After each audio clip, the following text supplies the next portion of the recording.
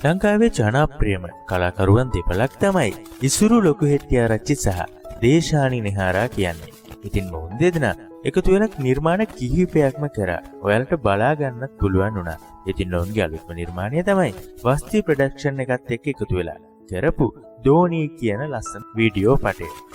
ඉතින් මේ දෙන ළඟදිම විවාහ වෙන්න තමයි ඉඳියේ. ඒත් අවාසනාවකට වගේ දේශානි සහ ඉසුරු අතරේ වෙච්ච බහින්බස් වීමක් අතරතුරේදී ඉසුරුට හොඳටම කේන්ති ගිහිල්ලා දේශානිගේ මූණ තුවාල වෙන්න ගහලා තිබුණා. ඔයාලා දකින්නත් ඇති. ඉතින් මේකෙන් මේ දෙන්න පැත්තකට උනේ ආයමත් ඉසුරු දිහා බලන්නේවත් නෑ කියලා තමයි දේශානි නම් කිව්වේ. ඒත් වාසනාවකට වගේ මේ ඊයේ පෙරේදා මේ දෙන්නම සම්බන්ධ වෙලා තියෙනවා නුවරඑළියේ තිබිච්ච මොකක්ද චිත්‍රපටයක් රූගත කිරීමේ අවස්ථාවකට.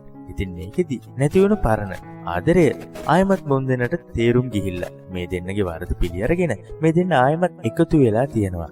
ඉතින් බලන්නකෝ ඒකෙත් හැටි. ඉතින් මේකෙදි ඉසුරු ලොකු හෙට්ටිආරච්චි කිව්වා මගේ තමයි වැරද්ද. මගේ අතින් තමයි සියලුම දේවල් උනේ. ආයමත් ඒ වගේ දෙයක් වෙන්නේ නැහැ කියලා. උන් දෙදෙනා මාධ්‍යයට ප්‍රකාශ කරලා තිබුණා.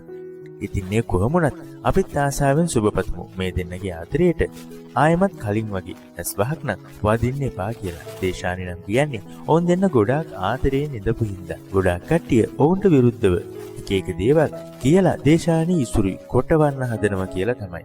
ඒත් දැන් නම් ඉසුරුගෙන් තොර ලෝකයක් දේශානි හිතන්නේවත් නැහැ කියලා තමයි දේශානි මාධ්‍යයට කියන්නේ.